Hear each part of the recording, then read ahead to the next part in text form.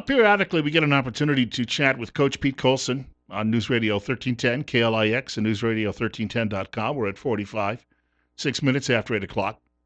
Bill Colley with you, too, on Magic Valley this morning. And, of course, I mentioned earlier, uh, Coach Coulson knows a little bit about adversity in life. He's experienced some of that during his life, which I was going to say has been a long life, but not really much longer than mine, and I don't consider myself old, so I'm not gonna call him that. Plus, he's much more athletic than I am. I don't want to make him mad. Coach, welcome back to the program. Well, thank you. It's always nice to chat with you, my friend. Hey, we were just talking off air. You made a comment to me that just really stuck out because I was actually thinking about this the other day. You know that you have a lot of older family members that you are still very close to and you look after. And you were mentioning that you were visiting with your mom a few days ago, and how people are reacting differently to this crisis across the country. And apparently, she's been around long enough that I'm sure she's seen a few crises over her lifetime. It doesn't really seem to be rattling her too much. No, I was out there mowing her lawn. She's got about 2 acre piece of property that she mends, and I've mowed a lawn for her when my sister's gone. But she was out there moving hoses around, just living life as normal, just thankful to use her energy in a positive way by doing lawn work. I mean, that keeps her going. And so she's cautious, but she's not afraid, if that makes any sense. Yeah, and you mentioned she's 95, right? So she's Yes. Yeah, she's out there. she's lived through depression and war and has all of those experiences. Well, definitely. She went through Vienna when Russia invaded Vienna, and so she's been through a lot of these obstacles in life. And she's a very strong European woman. And she knows what she needs. She knows how to protect herself and how to be resilient. And I think I've taken on some of that personality on myself. Just don't let the small things get you down, but use common sense as you live out your daily life. I was thinking, too, we had a conversation about people wearing masks. And, I think it's a little overdone, but I was telling you that occasionally I will wear one into the grocery store now, not because I think I need to. If it puts somebody else's mind at ease, I'm doing it for that reason. And I'm not paying for them. I should point that out. I'm a cheapskate, but they're given to me for free here at work. So if I leave the office and I have it on, I'll wear it if I stop to buy groceries. But that there's a level of judgment we all make in how we conduct ourselves in a situation like this, and you can be a bad actor, or you can be a good actor, I guess is a good way to put that. Right. I think a lot of it is just common respect. I don't agree with a lot of things in life, but I want to respect the people around me so they feel safe, so that I can build those relationships that empower one another. And I think there's so much friction, even as you listen to Dr. Fauci talk and other people talk. I remember a boss of mine said, "Which bias is to be best biased by?" and that's a very thought-provoking concept, because there's so many ways to twist this thing. It's evolved in such a crisis management system now that it's hard to know what the truth is. And I'm very skeptical about some of these concepts, but I want to be respectful, yet cautious, and use common sense in my reaction to how things are implemented. Well, in bringing that up, I'm I guess a born skeptic. You mentioned how you pick up certain pieces of a parent's personalities. I inherited that from mine, that I tend to stand back sometimes and have my doubts, and and I have to admit, my dad, if he had any issues in life, he had them with authority. Right. Pretty clear throughout his life, but they both of them, and I would sit there at the dinner table and listen to them, and I picked up a lot, that they always wanted to double check something or look at something or try to find out some other opinion so they could try to balance it all out. I just think that sometimes some people have been too accepting of what we've been ordered to do, and I know that that's a struggle. But on the other hand, I also am one of those individuals. Like I say, my masks are free, so I don't have any issues there. But I'm not one of these social butterflies. I'm not out mixing a lot in public anyway. So much of what has transpired has had little to no impact on me. But I grow concerned about all of those people who obviously are either out of work or you mentioned your mother. There are a lot of people her age. Nobody's visiting them right now. Right, right. And I think there is a part of human connection that's so important. And I think we've created a wall with that. And that's kind of my concern down the road. Even like with education, education is not just about the book learning. It's about learning how to build healthy relationships in oppositional situations, how to process life, how to create resiliency through life. And I'm always reminded, like when I sit in church and a pastor preaches to me about a certain topic, the Bible gives us an obligation to study the scriptures to see if they're true. And I live life that way too. Is what's being told me really factual or is it fiction? I have to look at all sides of the perspective and come up with a sensible solution that is respectful for the common good of mankind.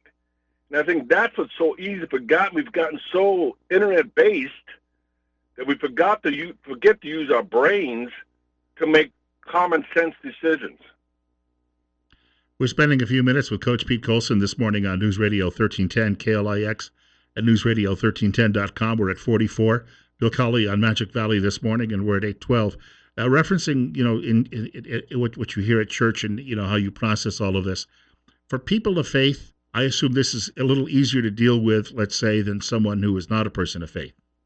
And I think that's true. I think because my faith keeps me secure.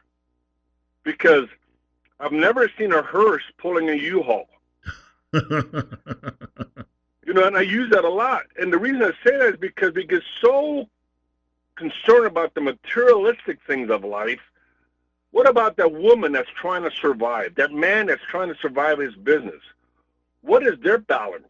How do we keep them energized? And when you take that away from them, and money is the only security, what do you have left? And that's the balance of life. And I think my faith keeps me strong, and it's been consistent since I was born, because through the circumstances in my life, my faith has kept me balanced. My friends have kept me balanced. The friends I've had in my life to tell me what I need to hear, as well as what I want to hear. And what I needed to hear was most important, but that's helped me keep a healthy perspective in life. Well, we're looking at a lot of people, and I guess sometimes when I should be more cautious when I say this, but I'll say because of this situation, the economic situation, there are going to be people who lose everything. But that's not quite true, because if you're a person of faith, you don't lose God. I mean, you can lose that U-Haul, but you don't lose God. That's exactly right. And I think this is an opportunity really for the church to step up and really be a light in a dark, confused world. Help people through these crises recognize, where is your ultimate security? Is it in things or is it in people? And that's that balancing act. Well, we're talking about, some of the people who've been so poorly impacted or badly impacted by all of this. I have, again, I keep somewhat of a low profile, so I have a niece. I know that she's out of work. My sister's a school teacher. She's working from home, but still on the job. But you look around and I had to ask people on Facebook the other day, do they know anyone who lost their job? And most people responded yes. I've only known just of 3 people, I guess, that I either knew through social contacts or family. But I just, in many cases, I don't know what to say to them now. I almost have you sometimes feel guilty about the fact that I'm blessed to still be working. How can we deal with that? That's a tough call. I think because I'm blessed. I'm an essential worker. I'm blessed to keep my job. I think the best way to do that is when you see them, buy them a hamburger. Give them something that keeps them going without anything in return. Just reach out. Or maybe just listen to them. Maybe that's all they need. And that will empower them. I mean, it's a very fine line with that. And sometimes we have to hit bottom to get to the top. But we have to do that in a conscientious, respectful, cautious way as each person has their own story. Like I've said before, everybody has a story. 5 years from now, how is your story going to impact other people's lives? Whether you're in the top of the mountain or the bottom mountain, what are you doing to continue to be kind and caring and show grace and mercy towards people? I think apparently had a lot of that in your own lifetime. I mean, I know that you had a lot of disadvantages, we might call them, when you were young, but there were obviously people that opened up their hearts to you, and that made all the difference, I'm sure, in your own development. Well, definitely. I mean, those people, that Sunday school teacher that would tell me what I needed to hear. My dad instructed me through his tough love and practical guidance. Son, this is not acceptable. Having those people in my life, the consistent factor with all those people was unconditional love. They loved me where I was at and gave me the tools to mess up at times, but to recover from that in a responsible manner. And that's what we have to teach each of us, because it's like this lady that got arrested in Texas for opening her place because she wanted to make a living. Come on, folks, let's wake up. But we have to be more conscientious about every person's needs and look at it as individually, not universally. I think we're trying to create a universal system that's not very healthy. And I mean, you look at some of these legislatures, their hair is made up, their fingernails are made up. They didn't do that. They got somebody doing that that's making money. Why do we have the small business shut down, but yet the big business keeps going? I mean, it's some of those imbalanced situations that cause me to wonder what really is going on. Yeah, the one mayor, I think was in Chicago, said she needed to have her hair done and her nails done because she's going to be on TV a lot. I mean, the world is changed by your example, not by your opinion. Yes. and that's so obvious that here somebody's looking at the external rather than the heart of the people. And when you go through these crises, you look at the hearts of people. I mean, I look at my mom and she goes, I got my stimulus money the other day, and I'm glad I can support some missionaries more now. Now, that's a healthy perspective.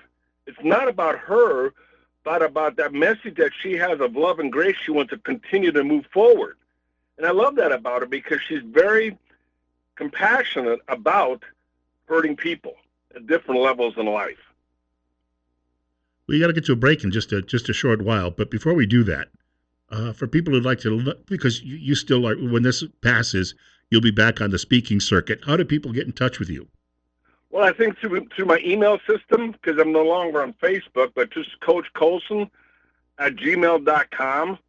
And I'm trying to get some podcasting stuff done. I've got my office set up. I think I sent you a picture of it. So I can do a lot of podcasting now. So once things kind of get settled down, I'm going to start going back on a speaking trail. And I have some schools already connecting with me. It's just a matter of when they can do that. It may not be till the fall. And I continue to try to work on my book as well. But Coach Coulson at gmail.com is the easiest way to do that. We'll get back to this conversation in just a moment. Joining us, Coach Pete Coulson, this morning on News Radio 1310, KLIX, and newsradio1310.com. We're at 45. Going to be a little chillier today than it has been in recent days, but some really beautiful weather on the way this weekend, in case you want to go out and actually do some yard work, as Coach Pete's mom has been doing. It's 8:20. Bill Colley on Magic Valley this morning. Coach Pete Coulson joining us this morning on News Radio 1310, KLIX, and newsradio1310.com. We're at 45, 23 minutes after 8 o'clock. Bill Colley on Magic Valley this morning as well. And Coach mentioned something to me during the break, and it just got me thinking. He pointed out that much of what we are, our formation in life, is obviously, it's not done in a vacuum. It's the influences in our lives. And I got thinking about most of my teachers were very, very good when I was in school, and they had a big impact, as did three, four coaches that I had in my life, and some of my bosses, along with my parents, obviously. The things that and all of these were unique personalities, but I was able to pick up bits and pieces of whatever they were and try to put that all together, and that became essentially me. And Coach, you were kind of reflecting on that during the break. That's how we all are formed. Oh, definitely. I mean, we are a byproduct of people that influence our lives. If you're on a negative person all the time, what's your perspective of life is always going to be negative. But if you find a person that has a balanced perspective, is able to sift out the truth from fiction, that's the person you want to surround yourself through. And having a person in your life that doesn't always tell you how good you are, but also challenges you to become the best that you can be. Coaches do that. Teachers do that. I looked at my third grade teacher. I flunked third grade. Not because I was stupid, but because my teacher knew that I needed to have more balance to move forward. So I had to take a step backwards so I could step forward more efficiently. And I think that's the kind of people we need in our life. They're not afraid to tell you no, meaning new opportunities, so that you can become a better person. We were just talking off air too about, you referenced school in the last segment, and you'll be back on the speaking tour when school reopens in the fall and visiting with students and the like. But with so little going on in the way of sports right now, and I know that you enjoy. That's another area where you can kind of set down rules for people, and the referees play a very important role in our lives too. For that reason, I mentioned my dad being somewhat authority, but referees are sometimes for kids the first real authority they ever encounter. It's got to be a little disappointing right now that you're not there on a basketball court or anywhere with them on a field at the moment. Yeah, those are such important developmental pieces in a person's educational life. Sports, those extracurricular activities just mold a person to learn to balance their level of authority beyond their home. What I'm saying here is where a teacher becomes a primary parent as a role as a teacher to help that person shift to respecting all levels of authority. And that's what I love about sports, that I love about all these extracurricular activities. You as a parent, you hold your child very gently so that somebody else can guide them, and then you reinforce the principles, but those principles are given to you from a different perspective. And that's what happened to me in the orphanage. I had a lot of people around me.